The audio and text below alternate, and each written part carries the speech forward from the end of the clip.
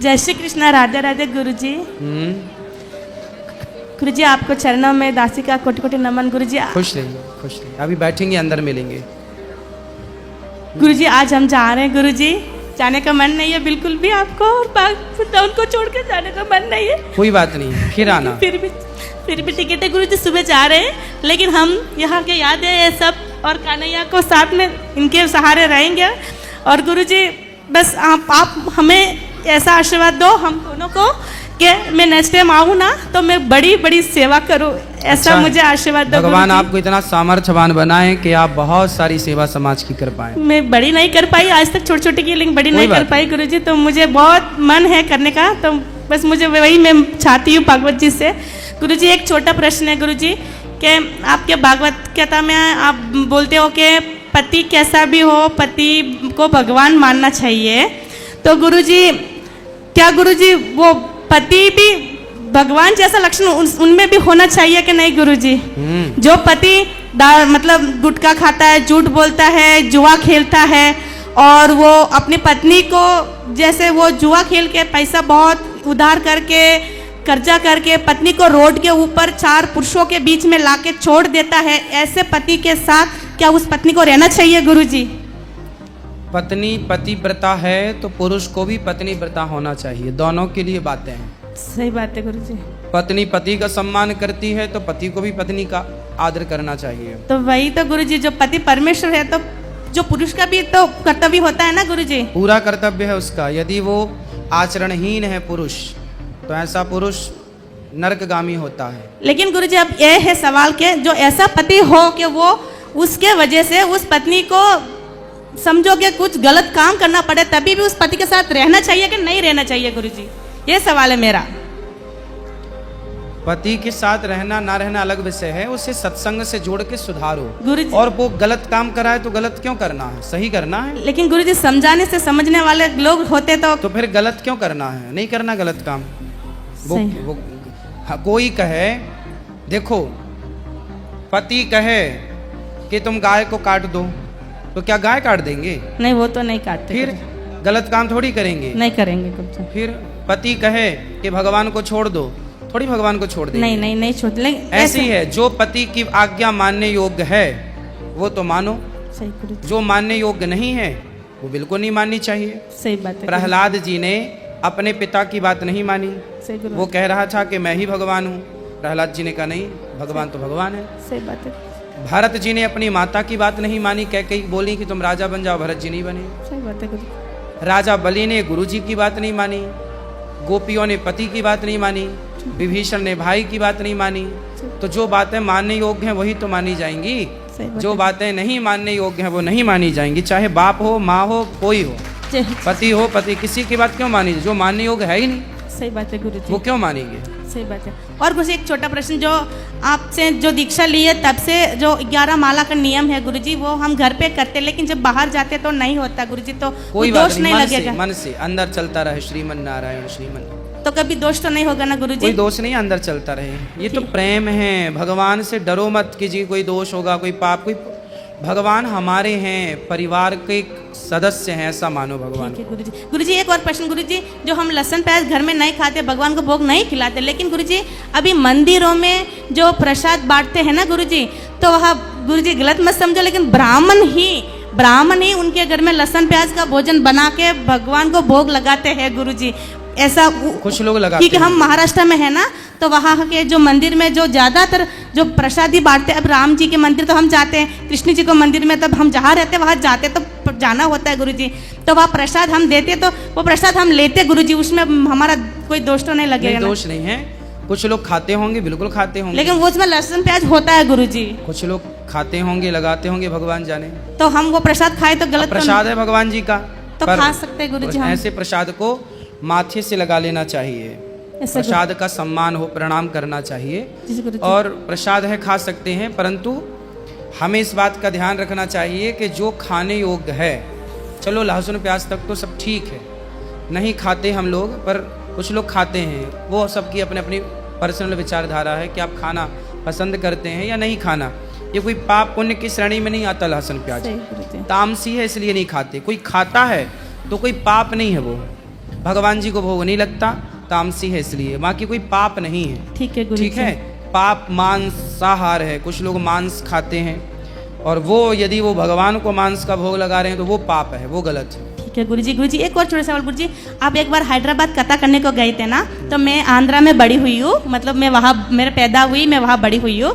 तो गुरुजी मुझे वहाँ के लोग बहुत अच्छे हैं गुरुजी, वहाँ के लोग वेंकटेश्वर मतलब तिरुपति बालाजी को बहुत मानते हैं गुरुजी।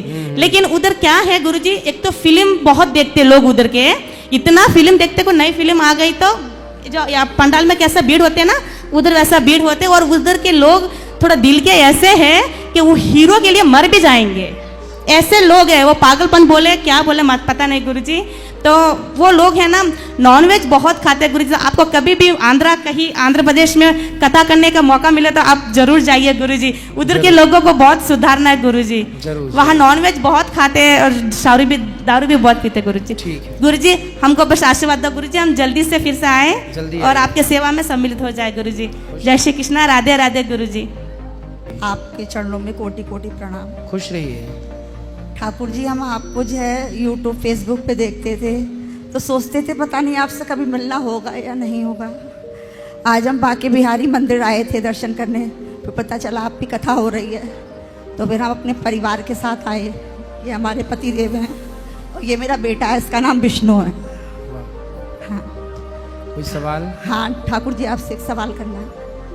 आप हमें ये बताइए कि हमें अपना वैवाहिक जीवन और अपना सांसारिक जीवन कैसे मतलब अच्छी तरीके से जीना चाहिए।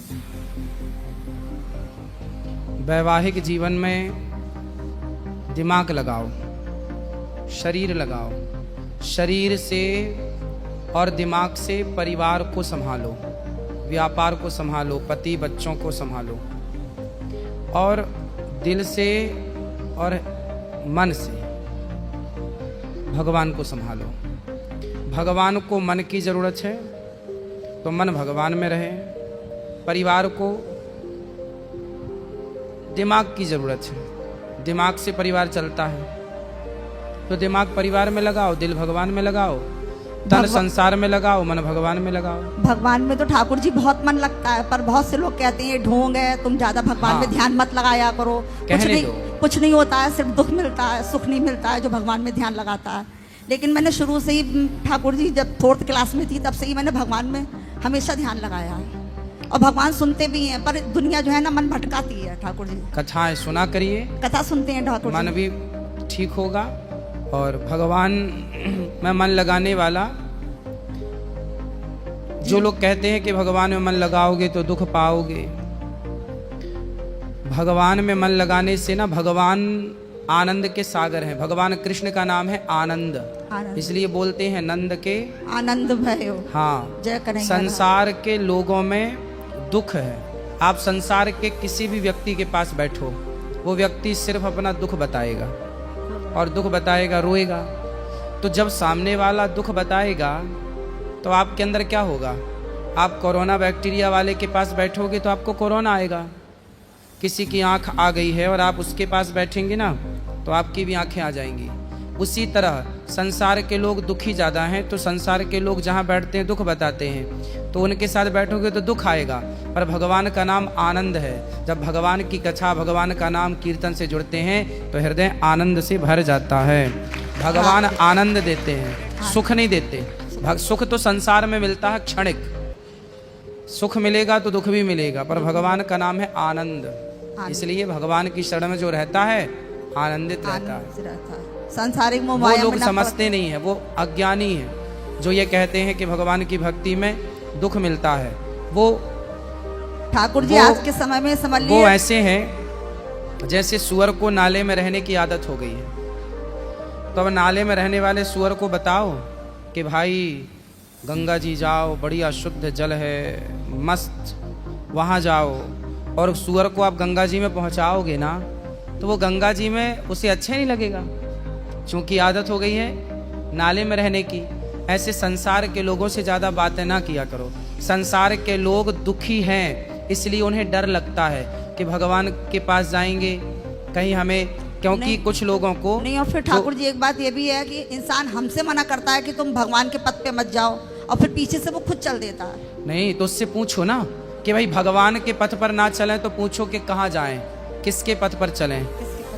पूछो उनसे कि भाई भगवान के पथ पर ना चलें तो भूत पिशाच के पथ पर चलें, डाकनी पिशाचनी के पथ पर चलें, किसके पथ पर चलें, उनसे पूछो ना पलट के। लेकिन ठाकुर जी मैं किसी की बात नहीं मानती हूँ, मैं अपने मन की मानती करती हूँ, नहीं हो भगवान तो में ध्यान पूछो भी लगाती मत, मैं सबसे सलाह लेना भी नहीं चाहिए। नहीं लेती हूँ ठाकुर जी, मैं किसी की भी बात नहीं मानती हूँ। मानते नहीं हैं पर बात तो करते ही है ना। बात करते हैं, इधर उधर लोग करते हैं बात। ये सब बातें भी नहीं करनी चाहिए, क्योंकि 17 लोगों की सलाह लोगे तो मंथरा ने भी तो कैकेयी को सलाह ही दी थी और कैकेयी ने उसकी सलाह मान ली। तो पता नहीं कब बुद्धि भ्रष्ट हो जाए और कब दूसरे की सलाह, गलत सलाह हम लोग मान लें, इसलिए सलाह भी सबसे नहीं। ठाकुर जी एक बात और पूछनी थी, ये बहुत जल्दी मायूस हो जाते हैं, इन्हें भी कुछ बताइए आप। मेरा वैसे भगवान के चरणों में मेरा शुरू से ही मन था गुरु जी, शुरू से ही, मतलब मैं 15 साल की उम्र से ही मतलब सेवा ही सेवा कर रहा हूँ। ठीक है, और मेरी बहुत ही लगन है पूजा पाठ में। इनको तेज करो थोड़ा सा बेटा, इनको तेज करो पीछे वालों को। बस आपका आशीर्वाद चाहिए गुरु जी मुझे, और कुछ ठीक नहीं है, चाहिए। आशीर्वाद है, कथाएं सुना करो, हाँ, मनोबल बढ़ेगा। कथाएं सुनता हूँ। ठीक है, ठीक है। गुरुजी राधे राधे। गुरुजी गायत्री मंत्र वेद मंत्र है, तो हम स्कूल में पढ़ते हैं, तो उसका कोई पाप तो नहीं है? वेद मंत्र को, गायत्री मंत्र को विशेष रूप से उच्चारण नहीं किया जाता, वो अंदर का विषय है। लेकिन हम जब स्कूल में पढ़ते हैं तो मतलब बोलना ही पड़ता है। हाँ, स्कूल वालों को पता नहीं होता ना, अब स्कूल खोले बैठे इतना बड़ा ये सब पढ़ा रहे हैं, लेकिन उनको इतना भी समझ नहीं है कि क्या बोलना है, मुख के बाहर क्या होना चाहिए, मुख के अंदर क्या होना चाहिए।